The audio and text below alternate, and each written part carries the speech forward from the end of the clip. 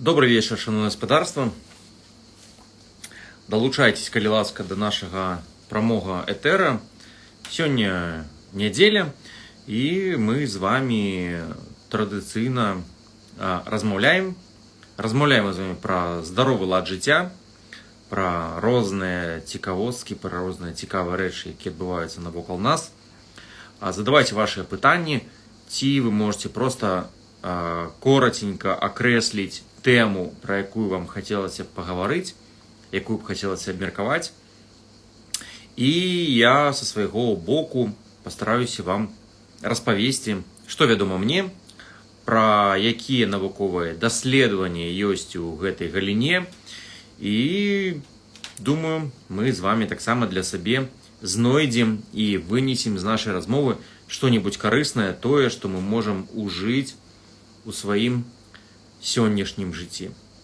Но пакуль што, можа, магчыма, такое кароткае ці таксама папярэджванне пра, як кажуць, каб пазбегнуць надта складаных нейкіх рэчаў. Вельмі часта людзі, калі справа ідзе пра здаровы лад жыцця, яны аддаюць перавагу таму, што трэба больш чытаць, больш даведвацца, больш разбірацца у розныя дэталі, паглынацца і так далей. І часам так мы ўсё робім надта складаным, замест таго, каб сфокусавацца на простых рэчах, якія мы робім штодзённа. І вось гэтыя, дарэчы, маленькія штодзённыя крокі, яны насамрэч вельмі важныя. Вельмі важна, хоць мы схільны іх і абясцэньваць. Таму што, ведаеце, як жарт медыцынскі кажа, трэба менавіта 1 яблык у дзень, а не 7 яблык 1 раз на нядзелю, на тыдзень. Вось, такія вось справы. Вось пытанне пра булімію. Гэта варта да псіхолага менавіта звяртацца, бо у буліміі тут найперш, безумоўна, гэта псіхічныя механізмы, яны першасныя, а разлад з ежай, ён, безумоўна, ўжо тут другасны. Калі коротка сказаць пра глыбінны механізм такой вось буліміі, як ён мае месца быць, там вельмі цікавыя сістэмы задзейнічаны, як гэта працуе. З пункту гледжання буліміі наш мозг пачынае ўспрымаць ежу як пагрозу, практычна любую ежу. Мозг стварае пэўныя чаканні, і гэтыя чаканні змяняюць яго светапогляд, як светаўспрыманне. І ў чалавека з буліміяй менавіта фізічная рэакцыя на практычна любую, нават нармальную ежу, нібыта гэта атрута. І гэта рэакцыя такая, што проста пераўпэўніць сабе словамі і пераўпэўніць сабе гэта немагчыма, таму што гэта ўспрыманне такое вось ідзе глыбіннае на ўзроўні гістамінавай практычнай сістэмы. То бок гэта рэакцыя такая самая сапраўдная. Я ведаю, што часам нейкія людзі, яны схільны пасмейвацца над буліміяй, маўляў, што людзі самі сабе прынадумлялі. Не, гэта такое, дарэчы, даволі сур'ёзнае і нават, я б сказаў бы, жыццёва небяспечны разлад. Таму варта менавіта займацца з псіхатэрапеўтам, які менавіта спецыялізуецца на гэтым. Вось. Добрая школа была і ў Беларусі, Скугарэўскі. Вось, Скугарэўская старэйшая і Скугарэўскі малодшы. Яны вельмі шмат прац у іх ёсць, можна пачытаць, там можна цікавага. Задавайце вашы пытанні, шановное господарство. Ці можете просто акрэсліць тэму, пра што б хацелася сёння пагаварыць. Дадаткова. Давайте, не саромейцеся. Пытанні задаваць яшчэ таксама вельмі важна у любой галіне. Так, вось пытанне, якія вашы думкі пра прыём метфарміну пры СПКЯ і інсулінарэзістэнтнасці? Для тых, хто толькі крышка ў курсе, я нагадаю, пра што мы зараз будзем весці раздраў. Сіндром полікістозных яічнікаў. СПКЯ, да? Гэта такое хвароба, яна так называецца, таму што на УЗІ мы бачым вельмі шмат фалікулаў, якія ўтвараюць маленькія кісты. Яны не да канца развіваюцца. На УЗІ гэта такі вельмі лёгка гэты дыягназ убачыць.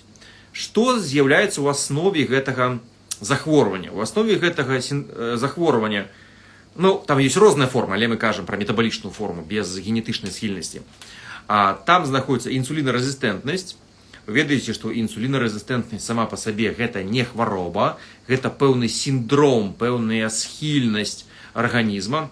І ўжо ў залежнасці ад нашага генетычнага там складу ці рызыкаў, ці уразлівасці, у нас інсулінарэзістэнтнасць можа перайсці ў дыябет, у кагосьці будзе высыпаць угры, у кагосьці будзе сардэчна-сасудзістае захворванне, у кагосьці СПКЯ.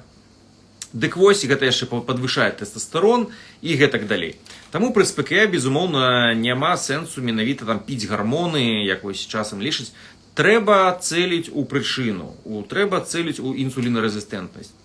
І не дарма шмат метабалічнай формы СПКЯ даволі добра лечацца тымі ж сродкамі, як і цукровы дыябет другого тыпу. Фізічная актыўнасць харчавання і гэтак далей. Дык вось, метфармін даволі добрая ідэя, але тут перш за ўсё гэта харчаванне, узровень стрэсу і фізічная актыўнасць. То бок інсулінарэзістэнтнасць вельмі часта гэта менавіта доўгі недахоп фізічнай актыўнасці. І тут вы ведаеце, якая цікавая штука. Колькі вешаць у грама фізічнай актыўнасці? І тут, оказывается, ўсё не зусім простая 8-10 тысяч крокаў тых жа.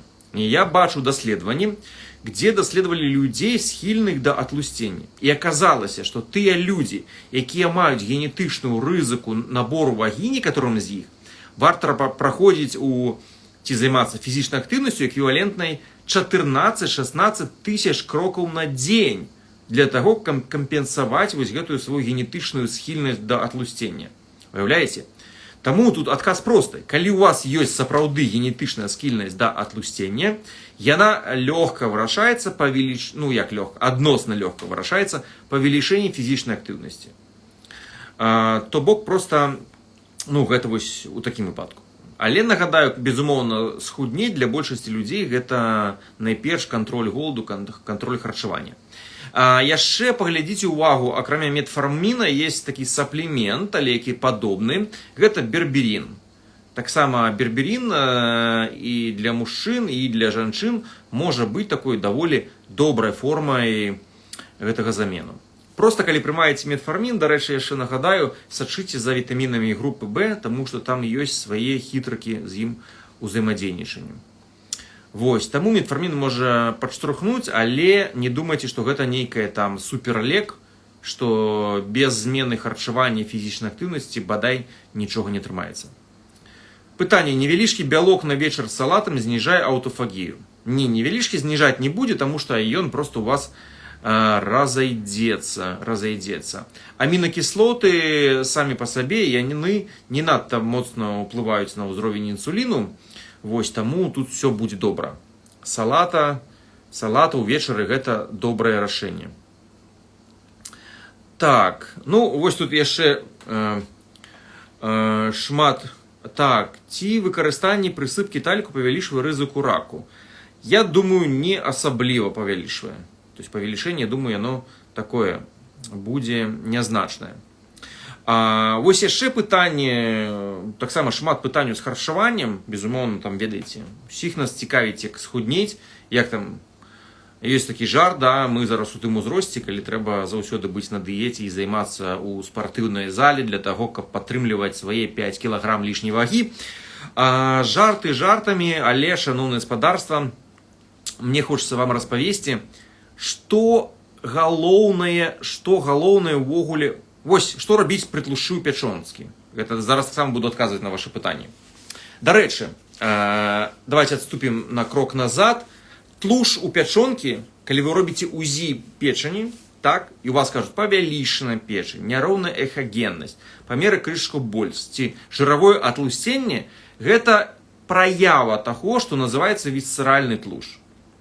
Яшчэ раз нагадаю, хто далучыўся до нас, усе гэтыя там зважвацца на вагах, все это, безумоўна, асаблівага сэнсу для чалавека не мае, таму што ўсе людзі рознай канстытуцыі, ведаеце, ёсць мышцы, ёсць тлуш, мы баімся таго тлуша, які у нас пад скурай. Насамрэч, хто са мной даўно ведае, што гэты тлуш, ён насамрэч не небяспечны, самы небяспечны тлушч, які хаваецца ўнутры нас. Гэта так званы вісцеральны ці эктапічны тлушч. Эктапічны па-медыцынскі значыць той, які знаходіцца не на сваім месцы. І між імі існуе прынцыповая розніца. Той тлушч, які ў нас пад скурай, ён практычна бяспечны. Гэта не тое, чаго варта баяцца. Часам гэта нават даволі сэксі, калі ён знаходіцца ў патрэбных месцах. Але той тлушч, які ўнутры, то бок павелічэнне вашай таліі, так, гэта вісцеральны тлушч, гэта не шырокія косткі, павелічэнне таўшчыні тлушчу вакол сэрца, тлушч у крывяносных сасудах, бляшкі, павелічэнне абхвату шыі, тлушч у шыі, вы пачынаеце храпець, калі тлушч здаўлівае дыхальныя шляхі, тлушч у печані, гэта ўсё праявы вісцеральнага тлушчу. Ён самы небяспечны. Ён парушае працу гармонаў, павялічвае старэнне, вельмі дрэнны. Вось усе праблемы з тлушчам, гэта менавіта вінаваты вісцеральны тлушч. Так вось, мы зараз вяртаемся да схуднення, так адступленне вялікае атрымалось. Мне хочется, каб вы любое правило сваё, калі вы пачынаеце кантраляваць вагу, як вы думаеце, вы фокусавалі не на тым, што гэта можна, там нельга, а на кантролі голаду. Чаму гэта важна? Вось паглядзіце, у чым поспех вось аземпіку і іншых прэпаратаў. Што яны робяць? Яны кантралююць голад. Всё. І гэтага дастаткова, каб пачаць вырашаць вашу праблему на доўгатэрміновым часе. Праблема, канешне, аземпіка, што ён голад кантралюе, але новыя звычкі вы не выпрацоўваеце, таму пасля адмены гэтага прэпарата ўсё вяртаецца назад, уся лішняя вага. Такія вось справы. Але ж вы можете навучыцца, што рабіць, калі паставіце пачуццё голаду ў цэнтр свайго падхода да кантролю вагі. Давайте по пунктам хутка пробяжимся, что значит hunger-based approach. Давайте скажем так по-ангельску. То есть падыход да дыеты заснаваны на голаде. Па-першае, голад гэта не ваш вораг. Голад ваш сябра, гэта просто фізіялагічны сігнал арганізма. Калі вы практычна не адчуваеце голаду, вы набіраеце вагу альбо дакладна не худееце. Лёгкае пачуццё голаду, давайте называць яго апетыт. Гэта абсалютна нармальны стан чалавека. То бок такое пачуванне, што зараз я б нешта з'еў, такое з'еў. Гэта насамрэч і ёсць ваш жаданы стан. Калі вы знаходзіцеся ў тым стане, што нічога не ўлезе, вы відавочна 100% ўжо пераядаеце. Гэта не той стан, куды вам трэба імкнуцца. Калі у вас ёсць пачуванне, што ўсё, у мяне больш не ўлезе, вы ўжо пераядаеце, набіраеце вагу. А такое лёгкае пачуванне, што там яшчэ нейкае месца ёсць, я б яшчэ з'еў, і так, задавальненнем б з'еў. Гэта тое, што вам патрэбна. Гэта той ідэальны стан, да якога вам трэба імкнуцца і падтрымліваць, які на працягу большай часткі дню. Тое дурное адчуванне голаду, калі вы адчуваеце там заняпад, калі надта моцны, там слабасць, гэта ўжо, канешне, таксама іншая гісторыя. То бок, лёгкае пачуццё апетыту, як і называе смак да жыцця, гэта наш жаданы стан. Па-другое, як кантраляваць голад? Вы павінны падыходзіць да ўсёй ежы, якая трапляе вам на стол, не з пункту гледжання добрая, дрэнная, там цэльная ці іншая, задавайце сабе толькі адно пытанне. Колькі я буду сытым пасля прыёму гэтай ежы? Вось, напрыклад, ёсць Хава, такая аплікацыя, яна менавіта мерае то, што называецца сытаеце індекс насычэння. Але просто назіраючы за сабой, просто гледзячы праз колькі гадзін пасля таго, як вы паснедалі ці паабедалі адным ці іншым відам ежы, вы самі з лёгкасцю зразумееце ўсю праўду. То бок, з'елі нейкую там хлоп'я, хацеце есці ўжо праз 1,5 гадзіны. З'елі, як я раю, напрыклад, скумбрыю, не ведаю, там, з гароднінай, все, вы не можете нават думаць пра ежу, бліжэйшыя 4 гадзіны у вас адбівае. Што гэта значыць? Тое, што індекс скумбрыі, так, з гароднінай, ён нашмат выжэйшы за індекс насычэння, чым іншая штука. З'елі піцу, і праз 20 гадзін вы адчуваеце, што з'елі б яшчэ адну піцу. Разумееце? То бок, што гэта значыць? Што некаторыя прадукты, яны не толькі што вас насычаюць, а яны яшчэ вы разжыраецеся. Вы яшчэ пасля гэтых прадуктаў у вас з'яўляецца жаданне з'есці яшчэ больш. Так працуе маркетинг. Безумоўна, у многія перапрацаваныя прадукты адмыслова дабаўляюцца дадаткі, узмацняльнікі смаку, узмацняльнікі арамату, каб стымуляваць пераяданне. Глядзіце, ваша задача з'ядаць менш. Задача вытворцы, каб вы з'ядалі больш. Разумееце? Гэта і ёсць тое, што называецца канфлікт інтарэсаў. Самае простае рашэнне, безумоўна, вы выбіраеце неперапрацаваную цельную ежу. Гэта моя праграма. Я нагадаю, што моя кніга «Што і калі есть» ёсць бясплатна на беларускай мове. Вы можете на Амазоне купіць у цвёрдай вокладцы на беларускай мове і аўдыёверсія на беларускай мове таксама у свабодным доступе. Вось Audiobooks by вы таксама можете сцягнуць. Там пра гэта ўсё падрабязна разглядаю. Як з пункту гледжання голода выглядае правільная пабудова свайго харчавання. Вы снедаеце так, каб не моцна галадаць да абеду. Вы падбіраеце ежу на абед так, каб не адчуваць моцнага голаду да вячэры. Вы лёгка вячэраеце і ідзеце спаць параней, каб заснуць да таго, як вас пачне зноўку катаваць пачуццё голада і пачнуцца гэтыя вячэрнія паходы да лядоўні і гэтак далей. То бок выбірайце, што вас насычае. І падбірайце тую фізічную актыўнасць, пасля якой вам менш хочацца есці. Зніжайце стрэс, таму што калі вы, напрыклад, адчуеце, вы серфіце ў інтэрнэце, там скроліце, як вам пасля гэтага хочацца есці. Ці вы прымаеце гарачую ванну, рэлакснулі. Ні разу не бачу, каб пасля гарачай ванны нейкі чалавек казаў, што ў яго па-ранейшаму хочацца нешта там замовіць і з'есці. Ён, наоборот, спакойны, расслаблены, і ўсё, і няма стрэсу, няма і жадання пераядаць. Так, то гэта вось мы з вамі паказалі, чаму важна паглядаць на голад і гэтак далей. Так, што рабіць пры тлушчу пячонцы? Гэта вось губляць вагу, вы пахудзееце і ўвесь вісцеральны тлушч таксама сыдзе, але можна худзець няправільным чынам. Што значыць худзець няправільным чынам? Калі вы худзееце з прадмерным стрэсам, надта вялікія галадоўкі, надта вялікі ўзровень стрэсу, надта мала калорый, такое жорсткае абмежаванне ў калорыях, тады пры высокім узроўні стрэсе адбываецца нешта непрыемнае. Вы губляеце вось гэты тлушч, падскураны тлушч, вы губляеце мышцы, а ўнутраны тлушч можа нават павялічвацца. Не выпадкова у мадэляў, у якіх ёсць такое жорсткае патрабаванне, у іх амаль у 60% мадэляў ёсць вісцеральнае атлусценне, нягледзячы на тое, што ўсе яны такія скіні. Гэта тое, што называецца skinny fat. Такі выраз, то бок худыя тоўстыя.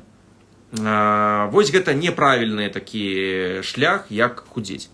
Чаму прэвентыўныя лекары рэкамендуюць мікрадозы мелатаніну як анти-эйдж сродак? Я не ведаю чаму, на мой погляд, гэта абсалютная лухта. Не раю мелатанін піць проста так, для профілактыкі. Вы ведаеце, у вас ёсць свой мелатанін, вось тут завались, насамрэч, просто апранаеце маску, ці блэкаут, шторы, і ўсё, ваш мелатанін уласны сам выпрацоўваецца. Таму думаю, што гэта шляпа. Мелатанін можна прымяняць, калі вы кудысьці пералятаеце, у вас там джетлагі нейкія, нейкая начная змена. То бок вось такія вось гісторыі, тады ў гэтым нейкі сэнс ёсць. Так, думаю, што гэта лухта. Так, як пазбавіцца ад ліпому па ўсім целе? Не ведаю, трэба разбірацца, паспрабуйце яшчэ дастатковую колькасць сонца. Пакуль зараз ёсць лета, часам сонечнае святло, яно замяншаецца. Пасля родаў галаўныя болі. Так, ці спінальная анальгезія магла паўплываць? Малаверагодна, думаю. Ці могуць знікнуць бляшкі, знойдзеныя на УЗІ шыі? Могуць знікнуць бляшкі. Не цалкам, але яны могуць зменшыцца. Самыя галоўныя крытэрыі, на які трэба глядзець, гэта таўшчыня комплексу інтыма-медыя. Вось калі вам сонную артэрыю калі мераюць, вось менавіта там ёсць такі, напісана будзе у дадзеных даследавання, таўшчыня комплекса інтыма-медыя. Вось гэта самае галоўнае, гэта рызыка. Ведаеце, яшчэ бляшкі бываюць розныя. Тут галоўная праблема, што для нас небяспечней за ўсё нестабільныя бляшкі. Вось нестабільныя бляшкі, якія могуць рвацца, гэта праблема. Калі бляшка стабільная і не расце, тады, ўсё з яе лепш. Ёсць просты дыетычны спосаб, как зрабіць нашы бляшкі стабільнымі, гэта спажываць морапрадукты. Вось я бачу даследаванне, пры якім людзі, якія спажываюць морапрадукты, іх, нават калі ў іх ёсць бляшкі, гэтыя бляшкі больш стабільныя, таму што тыя рэчывы, якія знаходзяцца ў морапрадуктах, яны змяншаюць запаленне і верагоднасць разрыву бляшкі. Такая гісторыя. Так, як лічыце, калі ў збан з пітной вадой дадаць крэмені, ці крэмні хоць часткова пераходзіць воду, ці можа хоць трохі насыціць арганізм? Ой, такога памятаю, такое з дзяцінства, ўсё гэта цалкам лухта, не трэба сыпаць камень, каб там не было ніякіх ні таксінаў, невядома адкуль гэты крэмень. То бок у гэтым няма абсалютна аніякага сэнсу, просто пейце ваду. Хацеце зрабіць яе больш карысней, можна там замашыць лімон, добавить мяты, ці кінуць нейкія там спецыі, ці гэтак далей, ці піць каркадэ. Таксама вельмі карысная гісторыя. Так, чаму цяжкасці ў жыцці гэта добра, нейрапластычнасць? Ну, ведаеце, не ўсе цяжкасці ў жыцці гэта добра, тыя, калі з якімі вы спраўляецеся, гэта добра. Мы можам параўнаць цяжкасці з цяжарам у спартыўнай зале. Таму, каб вы ў жыцці, безумоўна, быў прагрэс, трэба нейкая нагрузка на мозг. Такая, якую б даволі непрыемна было б і цяжка вам з ім спраўляцца. То бок, само адчуванне, што вам цяжка, гэта значыць, што нагрузка акурат выводзіць вас за зону камфорта. І ў жыцці там новыя праекты, новыя старты, не трэба адносіцца да іх як да нейкага стрэсу, які вас знішае. Гэта проста такія ж цяжары, як вы падымаеце гантэлі ў зале. Да, цяжка, да, абліваецеся потым, але не ўспрымаеце як гэта нейкае разбурэнне арганізму. Ну, вы ў зале таксама ж абліваецеся потам, цяжка, трэнер яшчэ на вас кажа: давай, раўней. Так чаму вы па-іншаму адносіце да тых выклікаў, з якімі вы сутыкаеце ў жыцці? На вас нешта крычыць на працы: давай хутчэй, вам цяжка, вы пацееце, вам здаецца, што вы не можаце гэта зрабіць, але потым вы ўсё ж такі гэта робіце і становіцеся мацней псіхічна, у вас ёсць новыя нейкія звычкі, здольнасці свае развіваеце, умацоўваеце. Тое ж самае як з залам. Але чамусьці з залам мы гэта не драматызуем, а калі справа ідзе пра працоўны праект, то ўсё, божухна, мы тут такія ахвяры і гэтак далей. Не, это абсолютно такая ж гісторыя. Это просто пытанне, каб выйсці на нейкі ўзровень. З мозгамі, як і з мышцамі. Use it or lose it. Ці карыстайся імі, ці губляй імі. І таксама мазгі можна накачаць. Безумоўна, вось вы ведаеце, такая даследаванне, якія паказалі пра когнітыўны рэзерв. Когнітыўны рэзерв, гэта значыцца, што як там, часам патолаганатамы яны ўскрываюць людзей і бачаць, што там бляшкі, як пры хваробе Альцгеймера, весь мозг. Такія патолаганатам здзіўлены, глядзіць у гісторыю пацыента, а там абсалютна нармальны пацыент, ніякіх прыкметаў дэмэнцыі. Ну як так, што ў яго увесь мозг на ўскрыцці бачна, што там сапраўды дэмэнцыя, такая відавочна, а ніякіх сімптомаў. І вось, калі я ўжо расказваў пра гэта, і вось, калі, так,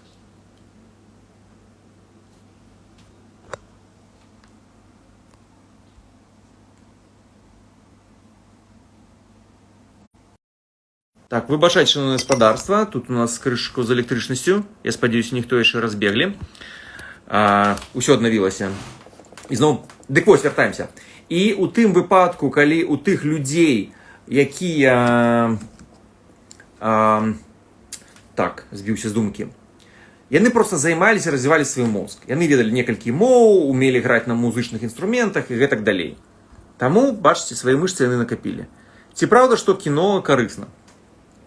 Кіно крышку карысна, безумоўна, як усе там цэльныя крупы і гэтак далей, але я раю звярнуць увагу на наш такі беларускі сапраўды хардкор. Вы ведаеце, што да бульбы яшчэ у Беларусь вельмі шмат вырошчвалі бабовых. То бок сапраўдныя бабы, фасоля, сачавіца, гарох. Гэта традыцыйныя беларускай культуры, якім тысячы гадоў. Яны мега карысныя. Таму лепшая крупа гэта бабовая. Ну, лепшая крупа, безумоўна, гэта гародніна, так? Але бабовыя таксама добры варыянт, таму што там дастаткова вугляводаў. дастаткова, амаль палова вугляводу ў сваім складніку бабовая. Там яшчэ больш белку, і там самае галоўнае, гэта вугляводы з вельмі нізкім глікемічным індексам і з вялікім утрыманнем клетчаткі. То бок проста гэта супер. І вы ведаеце, такі вось ёсць латынаамерыканскі парадокс, так што людзі ў Лацінскай Амерыкі, нягледзячы на там не зусім часам здаровы лад жыцця, даволі доўга могуць жыць. Дык вось лічыцца, што гэта адна з прычын, гэта спажыванне вялікай колькасці фасолі, бабовых, і гэта вельмі добра ўплывае на іх лад жыцця. Так, хочацца кавы, цукерку, а пасля нармальнага сняданку ніяк не хочацца. Ну, тут, ведаеце, калі не хочацца сняданку, ну і снедаце праз 1,5 гадзіны, добра. Але, звычайна, як няма вячэры, ведаеце, гэта проста, дык сняданку хочацца хутка. То бок все тыя людзі, які расказваюць, як ім не хочацца вельмі снедаць зранку. Я ім кажу, добра, давайте, паабедалі гэты дзень перад тым, як трэба. Потым, пасля абеда, не кроплі ў рот, не крышкі ў рот. І ўсё, зранку іншы чалавек, ужо бегае, літаральна прачнуўшыся, дайце пад'есці, где ваш сняданак, хутчэй, давайте там яйкі, што ёсць і гэтак далей. То бок гэта потом не могу снедаць зранку, вельмі лёгка лечыцца адсутнасцю вячэры. Імгненны эфект. Так, кіно з ягадамі садавіны на сняданак. Добра. Только давайте, где там яйкі, рыба, белок нейкі. Так, што не так з кавай на пусты страўнік зранку? Так, каву хочется. Ну, глядите, там такая проблема, что каву на пусты страўнік зранку можа даволі нехила подвышаць холестерин. Ну, вось была такая гісторыя. Таму глядзіце самі. Так, як вып'ю шмат вады, адчуваецца пякотка. Магчыма, трэба глядзець, можа гэта нейкія праблемы, там ёсць і з дыяфрагмальным клапанам і гэтак далей. Калі вы п'еце хутка асабліва, частка можа проста закидвацца наверх. Так. Хандрамаляцыя падкаленніка маладога хлопца, не ведаю, трэба глядзець. Так. Андрэй, ці згодныя, што заняткі спевам гэта насамрэч практыкаванне з дыханнем. Кароткі ўдых і другі кантралюем выдых з голасам. Круты антыстрэс. Згодны, я вельмі станоўча стаўлюся да спеваў. Ну, мало таго, што гэта тыпова беларуская наша гісторыя, бо беларусы заўсёды пелі, можа, дзякуючы гэтаму толькі і выжылі. Я сам наведваў яшчэ спеўныя вечарыны, якія у нас калісьці праводзіліся. Гэта вельмі круты досвед, і пець гэта супер. На жаль, не ўмею, але люблю, але калі я паспрабую спець, мне нават мои малыя дзеці все просіць, калі ласка, татачка, хопіць, калі ласка, спыніся, мы зробім што заўгодна, толькі спыніся пець. Вось такая вось гісторыя, на жаль. Але раю як самы круты антыстрэс. Яшчэ вельмі круты антыстрэс гэта чытанне ўслых.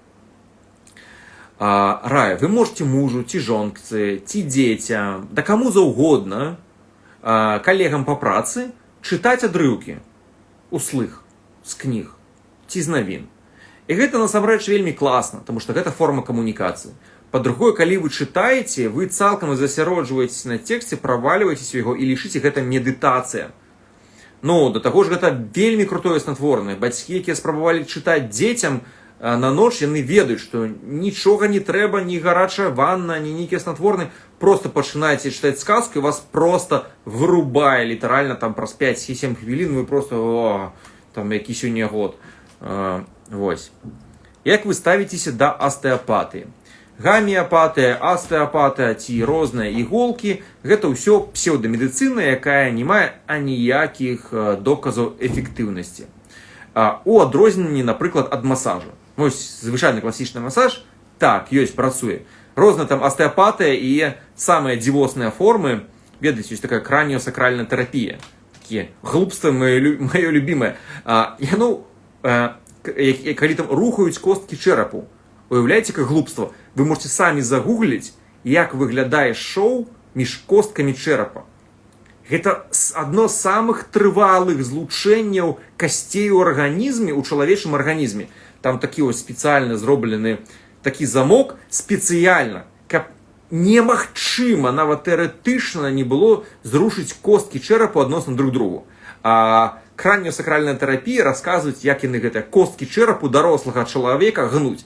Ну, гэта разлічана на дурняў, якія не ўмеюць адкрыць просто падручнік па анатоміі, паглядзець, што за лухту ім упарваюць. Так, гатуйце кнігу па дафаміну. Павольней, чым мне хочацца, але абяцаю. Так. Што тут у нас? Нейкі фашыст у нас тут падпісаўся. Давайте яго зараз заблокируем. Заблокировали некого российского фашиста. Так, далей. Вось, давайте, наш час уже падыходзіць до концу. І зараз задавайте ваши пытанні. Магчыма, калі нешта ёсць, я на них адкажу. Які аналіз здаваць пры выпадзенні валасоў? Калі выпадае стрэсу, як спыніць? Ну, вось бачыце, як недарэмна кажуць у пытанні ўжо палова адказа. Сапраўды, змяненне колеру валасоў гэта стрэс, гэта было даказана, і змяншэнне стрэсу яно таксама можа пазітыўна паўплываць на гэтым чынам. Вось, гэта можа быць нізкі ўзровень жалеза, гэта можа быць нізкі ўзровень гармонаў шытападобнай залозы. Так, ну, вось, напэўна, гэта такія асноўныя гісторыі. Гэта можа быць таксама хістанне ўзроўню і палавых гармонаў, гэта таксама не выключана. Ну, вось гэта тое, што трэба паглядзець упершыню. І нагадаю, што ўзроўні феррытыну 10-12, які ўжо лічыцца не анеміяй, недастаткова для паўнавартаснага здароўя валос. То бок для валасоў і скуры здаровы ўзровень феррытыну для жанчын павінны быць хаця б 30, каб хапіла на скуру і на валасы. Таму мейце гэты на ўвазе. Яшчэ пытанні. Шановнае гаспадарства. Тады, калі пытанняў няма, вам заданне пачытаць нешта ўслых, любую кнігу, тое, што вам трапілася, як мінімум 7 хвілін. Дамовіліся? І тады вы напішаце, ці вось гэта ці можна праспяваць нешта. І тады наступны раз, у наступную нядзелю вы ўжо тады нам распавядзеце, ці спрацавала гэта для вас. Дзякуй за ўвагу, дзякуй, што далучыліся сёння. Убачымся з вами роўна праз тыдзень. Рыхтуйце ваши пытанні, тэмы з задавальненнем адкажу. Рады быць для вас карысным. Добрага тыдню, шановнае гаспадарства. Поспехаў, здароўя і пажадаю вам вырасці за гэты тыдзень яшчэ крышачку больш. Бывайце.